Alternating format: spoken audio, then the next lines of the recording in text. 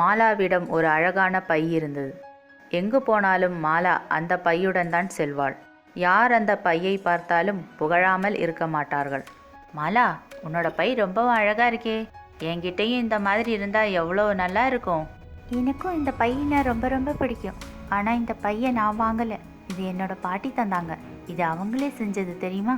அப்படியா? எவ்வளோ திறமசாலி அவங்க. உங்க பாட்டி ரொம்ப அழகான பையா தயாரிச்சிருக்காங்க. கலா பையை திறந்து பார்க்கிறாள். அதில் ஒரு பொம்மை இருக்கிறது. இது என்ன பொம்மை மாலா? இவ்வளோ பெரியவளா ஆனப்புறமும் பொம்மையோட விளையாடுறியா? இல்லை இல்லை, விளையாட மாட்டேன்.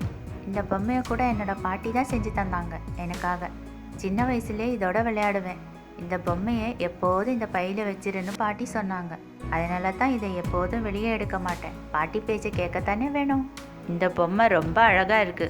கலா பையில் இருந்த அந்த பொம்மை வெளியில் எடுக்கிறாள். வெளியே வந்ததும் அந்த பொம்மையின் கண்கள் பிரகாசிக்கின்றன.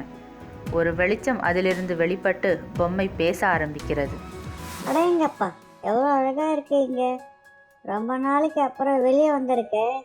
இன்னைக்கு எவ்வளோ சந்தோஷமா இருக்கு. இவ்வளோ நாள் இந்த இருட்டில் கஷ்டப்பட்டுக்கிட்டு இருந்தேன். கலாவும் மாலாவும் பொம்மை பேசுவதை கண்டு பயந்து விட்டனர். மாலா, என்ன இது? இது பேசுதே, ஒருவேளை பேயா இருக்குமோ? எனக்கும் ஒன்றும் புரியலை. இப்படி பேசி நான் எப்பவும் பார்த்ததில்லை. நான் இதை பையிலிருந்து வெளியவே எடுக்க மாட்டேன். சரி, இப்போ என்ன பண்ணலாம்? எனக்கும் ஒன்றும் தெரியல. என்கிட்ட ஒரு ஐடியா இருக்கு. நீங்கள் என்னை கொஞ்சம் வெளியே சுற்றி காட்டுங்க. ரொம்ப நாளாக இந்த பைக்குள்ளேயே என் வாழ்க்கை போயிடுச்சு. கொஞ்சம் வெளி உலகத்தை காட்டுங்க. கூட்டிகிட்டு போங்க. இல்லைன்னா உங்களுக்கு என்னோட சக்தியை பற்றி தெரியாது.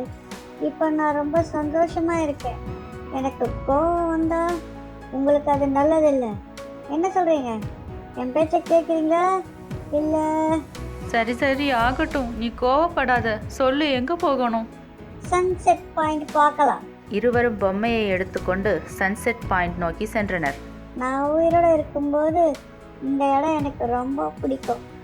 என்னோட மரணம் கூட இந்த இடத்துல தான் ஏற்பட்டது. இப்போ என்னோட மறுபிறவி கூட இதே இடத்துல தான் வரப்போகுது. திடீரென அந்த பொம்மை அவள் கையில் இருந்து விடுபட்டு காற்றில் இங்கும் அங்கும் பறக்க ஆரம்பித்தது. மிக பெரியதாக சிரித்தபடி காற்றில் பறந்தது. கலாவும் மாலாவும் பயத்துடன் நடுங்கத் தொடங்கினர். திடீரென அந்த பொம்மை கலாவை மலையிலிருந்து தள்ளிவிட்டது. அதன் பின் பொம்மை கலாவின் உருவமாக மாறி மாலாவுடன் அவள் வீட்டிற்கு செல்கிறாள். ஆனால் இந்த விஷயம் மாலாவுக்கு தெரியவே தெரியாது. எனக்கு இன்னைக்கு புது வாழ்க்கை கிடைச்சிடுச்சு.